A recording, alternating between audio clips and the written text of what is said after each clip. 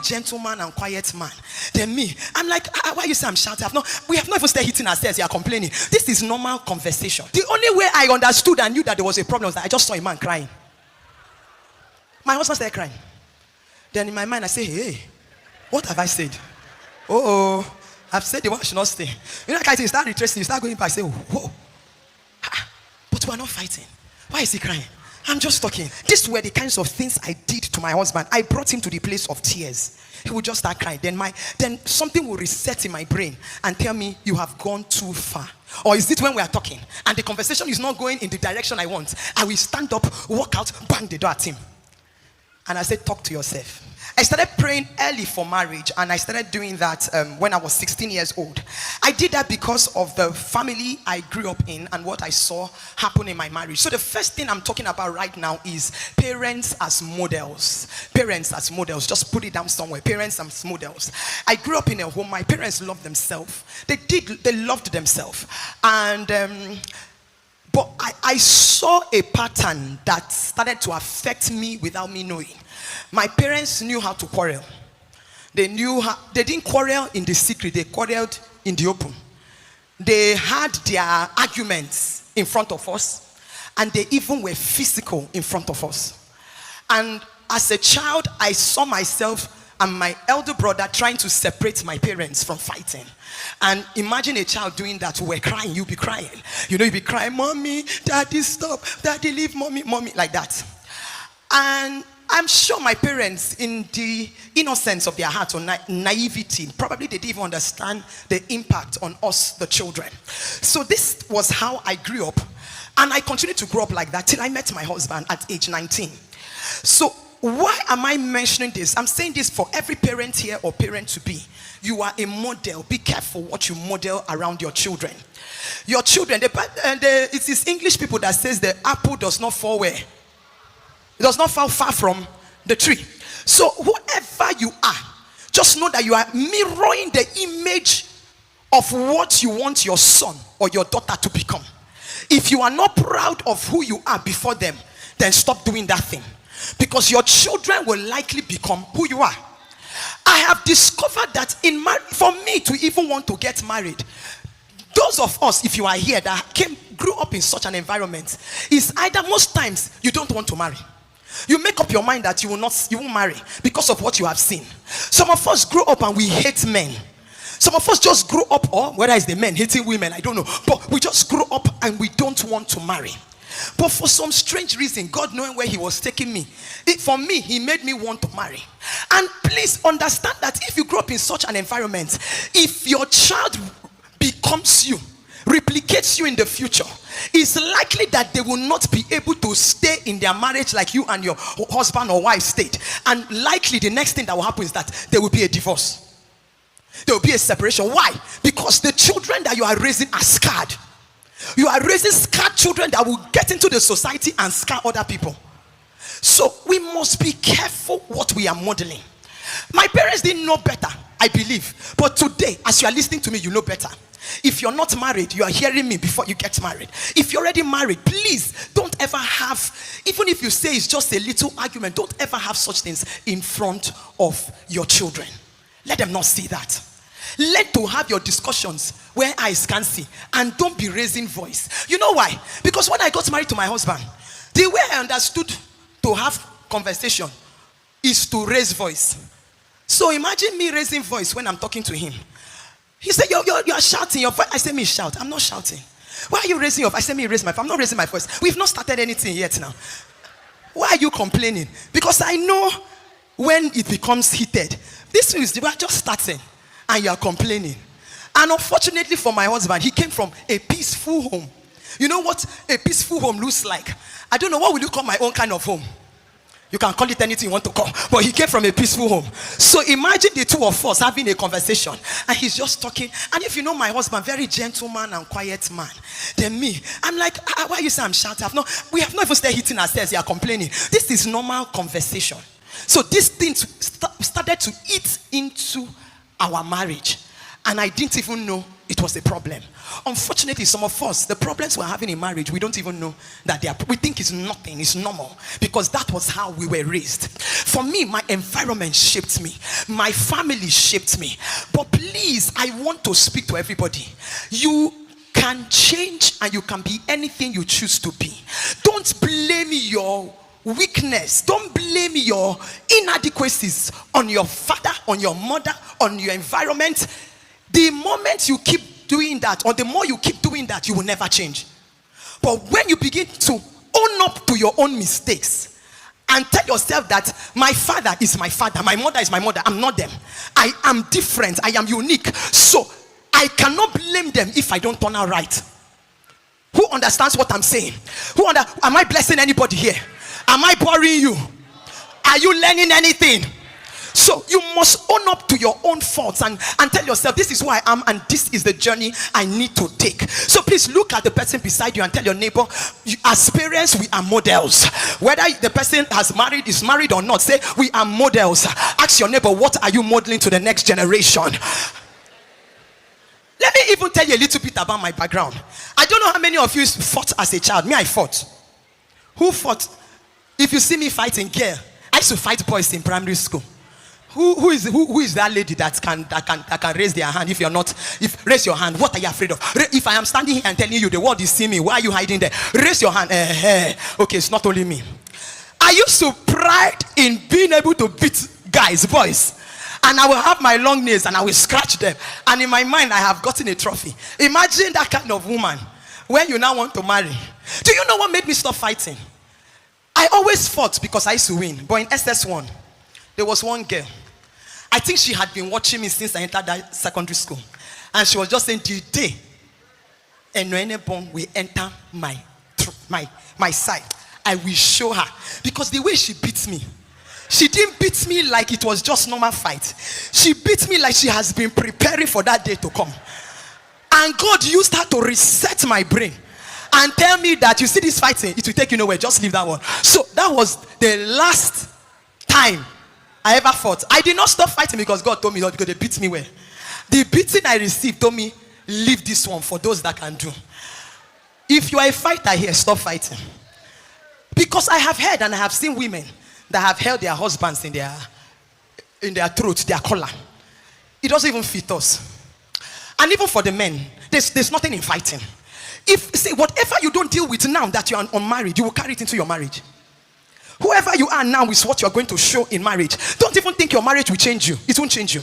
It will actually amplify and magnify whether it's a weakness or a strength. So this is the time to deal with whatever it is that is a weakness. And this brings me to the next point. Number 2, stop validating your weaknesses. My second point, stop validating what? Weaknesses. I always validated my weaknesses. I will say, after all, this is how I grew up. And do you know what? I used to argue. I love to argue. Who argues here? Who knows what it means to argue? Do I have people that argue? Akape, I need you people to cooperate with me. Do I have people that argue on this side? Do I have people that argue? Oh, you cannot win me in an argument. I used to argue pointless.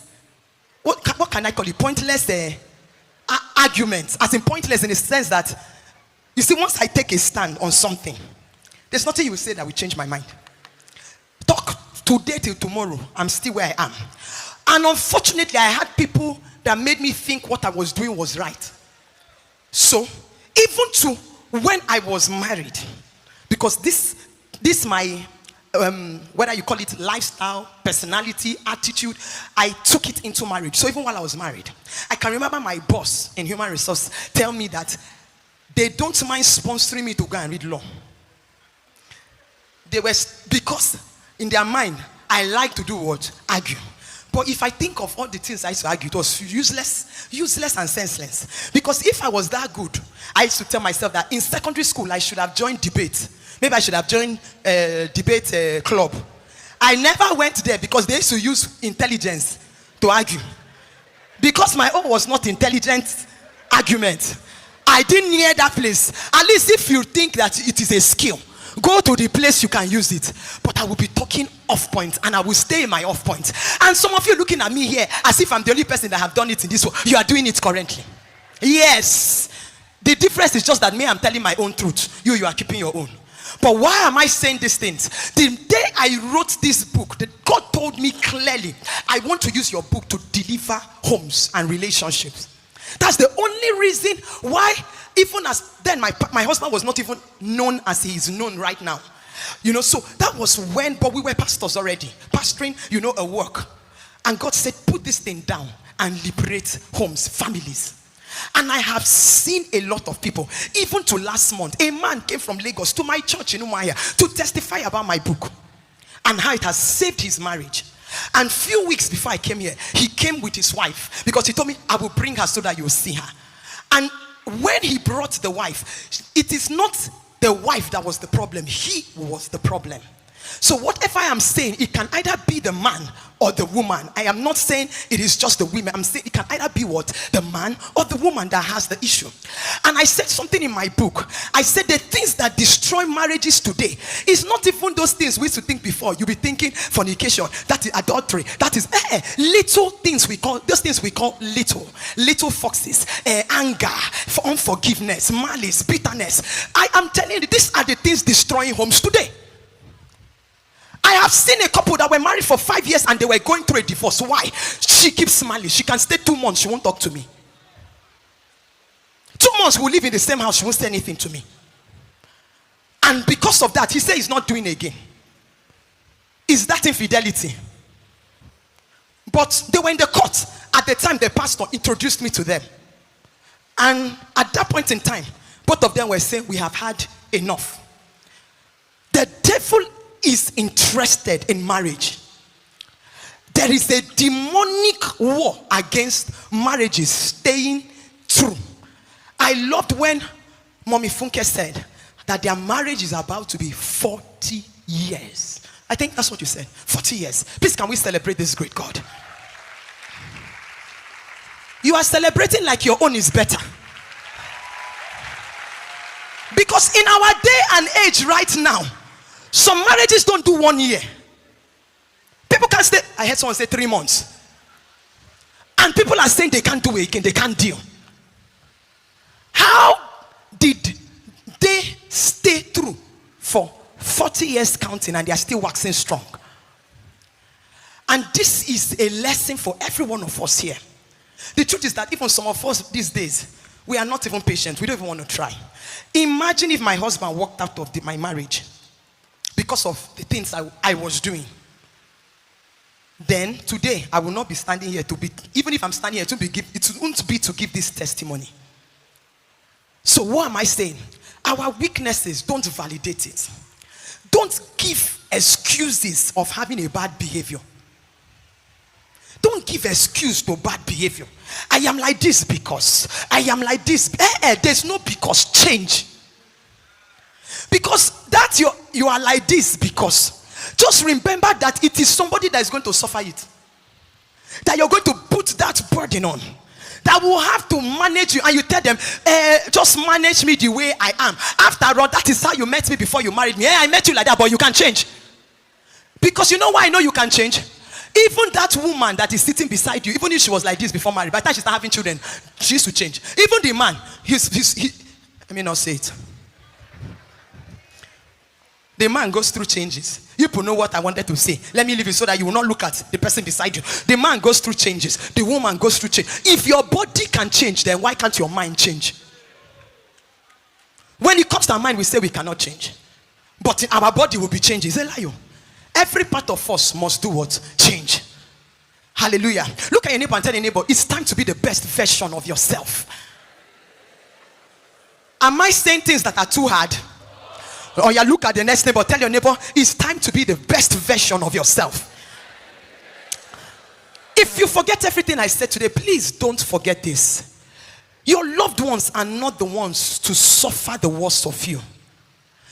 Your loved ones shouldn't be the ones that will have to deal with the worst version of you. Our first week in marriage, honeymoon, we didn't even do honeymoon. Do you know that after I got married, my Jesus, this work we started doing is not today we started it. After we got married, Saturday, Sunday is Thanksgiving. My husband had outreach on Sunday at the NYSC camp. So that's where we went to go and do our honeymoon or our Thanksgiving. We went to NYSC camp and we were doing ministration. There's this program he used to do. So we were there.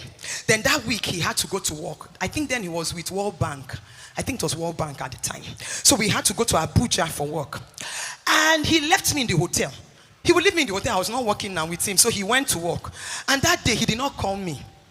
He didn't call me on the phone. And he did not tell me how he eats as he left me in the hotel.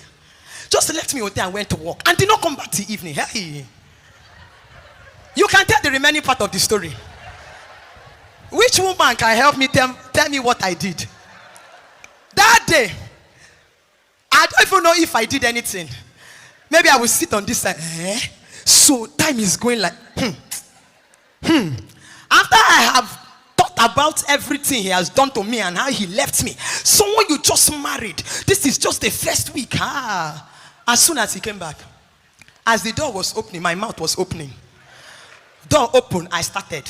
Only God knows what I said. I cannot remember the things I said. Hi guys, you're welcome to our YouTube channel. If you're new on my channel, please do well to subscribe. Please give us a thumbs up. Please turn on your notification bell so when we post new messages, you're going to get a notification. Thank you. We post our messages every day, and these messages will definitely inspire you and help you with your walk with God. I look forward to seeing your comments, seeing your subscription, and also you turning on the notification button to listen to what we have for you. God bless you.